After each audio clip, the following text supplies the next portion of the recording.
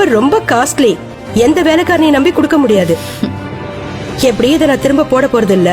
ஆனா இப்ப நான் வீட்டுக்கு போகணுமே. அவன் வேலைக்காரன் இல்ல, அதுக்கும் கொஞ்சம் மேல. உன் செருப்புக்கு ஒண்ணும் ஆகாது, நீ டென்ஷன் ஆகாத. இப்படி வனிதா பேசிக் கொண்டிருக்க வீட்டிற்குள் வந்தான் சூர்யா. அதை பார்த்த வனிதா அவனை அழைத்தாள். சூர்யா, இங்க வா. வனிதா கூறியதை கேட்டு அவளை நோக்கி நடந்து வந்தான் சூர்யா. என்ன நடக்கப் போகிறதோ என்ற தயக்கத்துடன் அவளிடம் சென்றான் சூர்யா. இவங்களோட செருப்பு அருந்து போச்சு, அதை எடுத்துட்டு போய் தச்சு கொண்டு வா. லேட் பண்ணாம சீக்கிரமா வரணும், அவங்க வீட்டுக்கு போக டைம் ஆச்சு. வனிதா, என்ன அது? சூர்யா உன் மருமக, அவரை போய் செருப்பு தைக்க அனுப்புறது நல்லாவா இருக்கு? சாரி, நீ போப்பா.